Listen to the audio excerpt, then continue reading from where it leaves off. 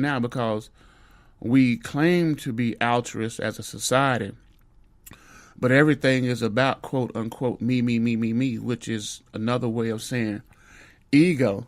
And it's ironic because ego is, in Ann's world, not necessarily a bad thing, but being an egotist, someone who has laser focus on their task and their self-worth and works to that task at all costs. And it kind of falls in line with a lot of the things you'll hear with Napoleon Hill and those types of people having a definite chief aim. You know, she wrote a book. Her greatest works were The Fountainhead and Atlas Shrugged. Love them both. Fountainhead, there was a guy by the name of Howard Rourke who was an architect. But what he was more than an architect, he was someone who was laser focused on his job, and he wanted to build. He wanted to build stuff, and he was going to build stuff no matter what. His life revolved around building stuff, and if you were true about building, he was with you. If you wasn't true about building, you didn't matter. So it's just that concept, and I could understand that because I have that same feeling, that same desire, that same drive to be laser focused on something and just will not deviate.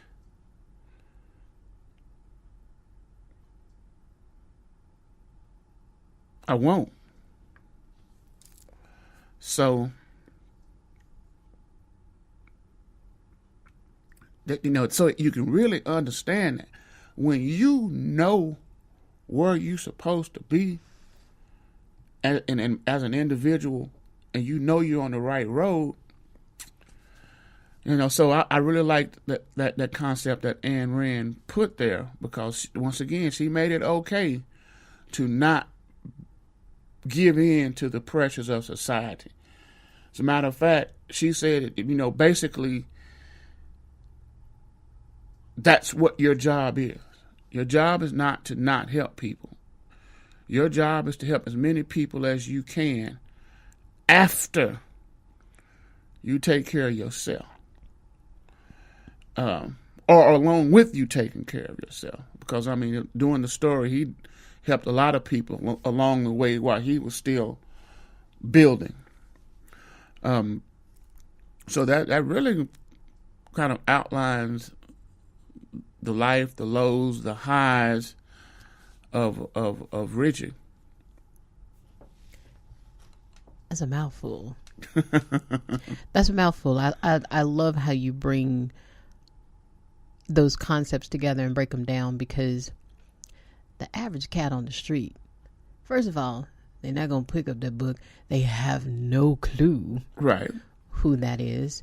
And it's interesting, which is why I wanted you to sit down and just really just have an opportunity to tell your story, because people hear Richie Rich doing Forever Friends, and they see Richie the practitioner helping people and try to really pull together, well, man, who is this cat?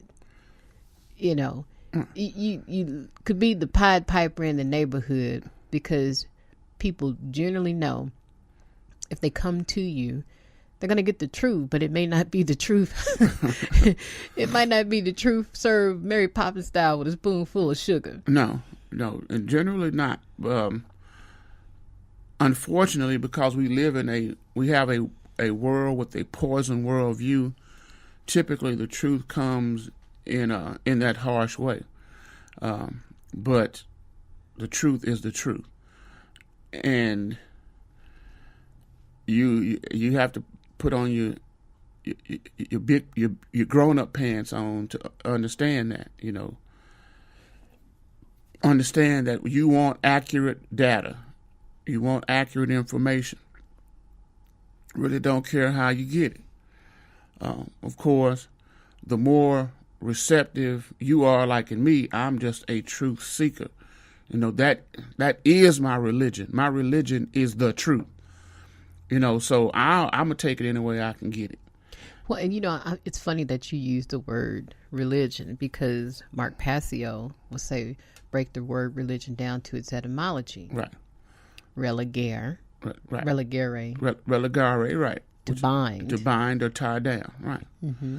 So you trying to bind and tie down yourself to the truth. To the truth, And typically religions do that. Of course, that's another story too. Yeah. You want to go down there rabbit hole? Yeah. But I mean, just understand that is my path, and it served me well. So why would I stop? Oh yeah. I mean, no need to stop something that obviously works. Right. So that brings me up to another one of my questions as we go down this journey of finding ourselves. What would you say, and you may have to think about this one for a minute, what would you say is your single greatest accomplishment? I don't know yet. I haven't done it. That in of itself is so powerful, because I've asked that question to the other guests in the studios, and it was so easy for them to rattle out. I mean, and it's neither here or there. It's their truth.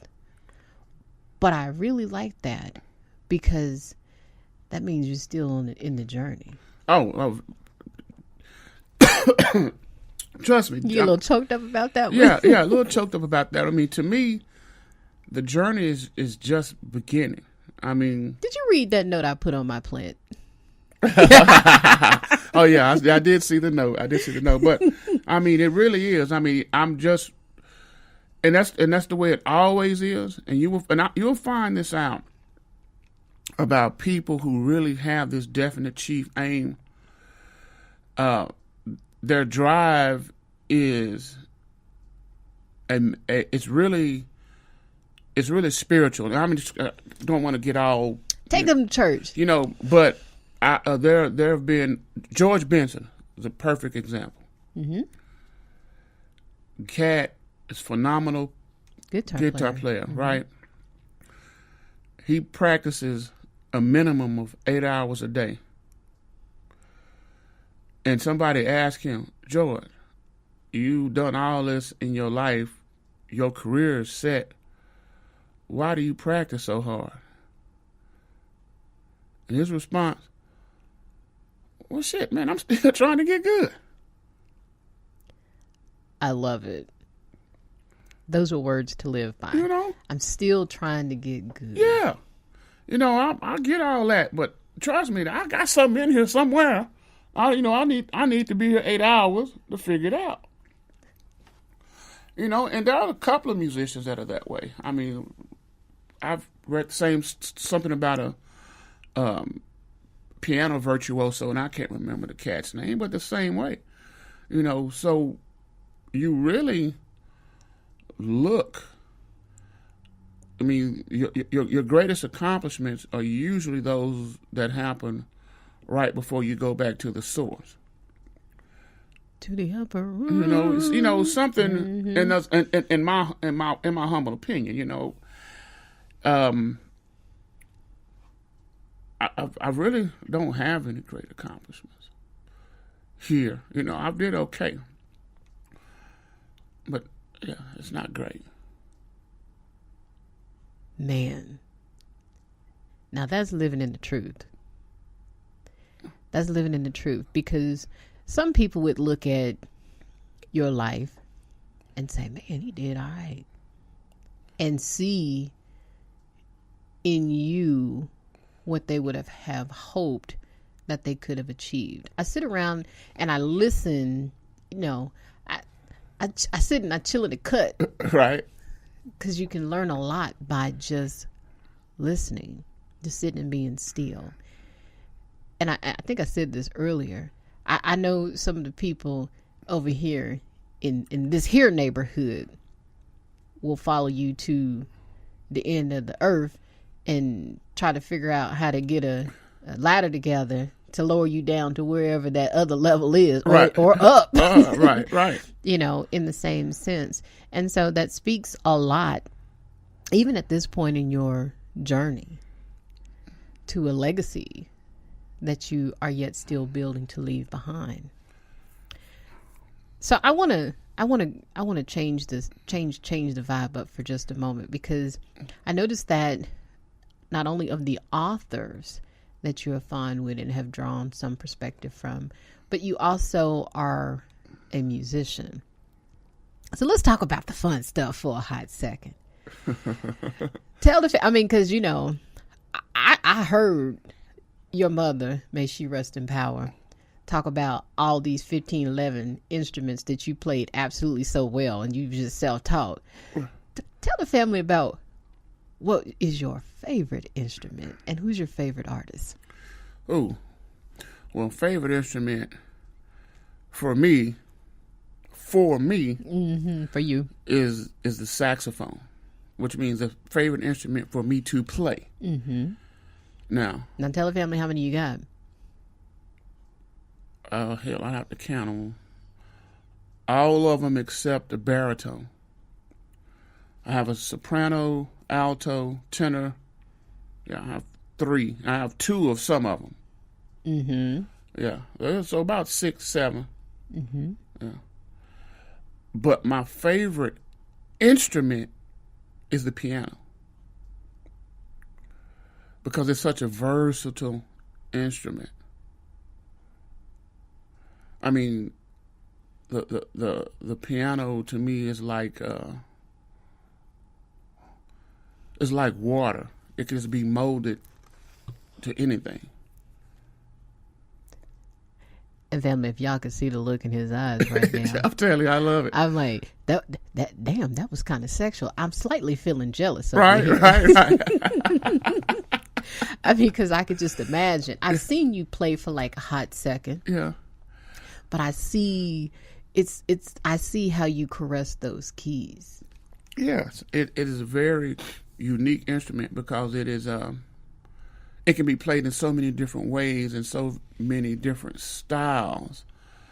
And in any instrument, you have that same potential, but you can get so many different intonations with the piano. And but I love my saxophone. Of course, don't play nearly as much. Hell, really not at all. You know, that's one of those things that, you know, you say, well, when you're at that point in your life where you can kind of relax, then you'll pick it back up. That's why I have so many instruments, just in case at times sooner. Right. My favorite artist consistently has to be John Coltrane. No, because he was doing some stuff back in the day that nobody really heard before in American sense.